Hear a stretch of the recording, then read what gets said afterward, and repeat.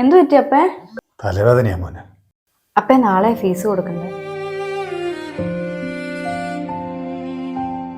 ഇതാ അടുത്ത തലവേദന. അപ്പേ ഞാൻ പോവാം. മോളവിടെ നിന്നേ. നിന്റെ കയ്യിൽ കിടന്ന വളയുന്നേ. അത് അമ്മ എൻ്റെ ഒരു കൂട്ടുകാരിക്ക് ഒരു അത്യാവശ്യം വന്നപ്പോ പണയം വെക്കാൻ കൊടുത്തു. എന്റെ കൊച്ചേ, ഇങ്ങനെയുള്ള കാര്യങ്ങളൊക്കെ ചെയ്യുമ്പോ മാതാപിതാക്കളോട് ചോദിക്കണ്ടേ? ചോദിച്ചായിരുന്നു. ആരോട്? കൊള്ളാം, അപ്പന്റെ മോള് തന്നെ. അതാണ്. മോനെ ഫീസ് അപ്പൊ എങ്ങനെയെങ്കിലും സംഘടിപ്പിക്കാട്ടാ. പിന്നെ അടിയനങ്ങോട്ട്. ഓ ആയിക്കോട്ടെ. എങ്ങനെയാ പൈസ സംഘടിപ്പിക്കുന്നത്?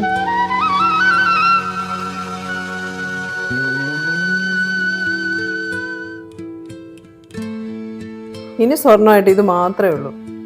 അത് ഞാൻ തരികയില്ല. അടുത്ത മാസം എടുത്ത് തരാടി. മണിയേട്ടാ, നിങ്ങളെ ഉപദേശിക്കാൻ ഞാൻ ആളല്ല. ജീവിതത്തിൽ കുറച്ച് ഉത്തരവാദിത്തമൊക്കെ ഉള്ളത് നല്ലതാ. അതിനിപ്പോ ഞാനെന്ത് ചെയ്തടി? കക്ഷികളോട് ഫീസ് മേടിക്കണം. എടി, എൻ്റെ അടുത്ത് വരുന്ന മിക്കവരും പാവപ്പെട്ടവരാ.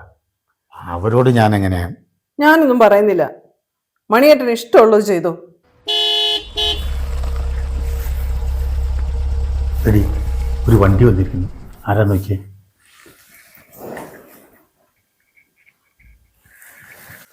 ദൈവമേ, പൈസ കൊടുക്കാനുള്ള ആരെങ്കിലും അയക്കുമോ? മണിയേട്ടാ, ഒന്നിങ്ങ് വന്നേ.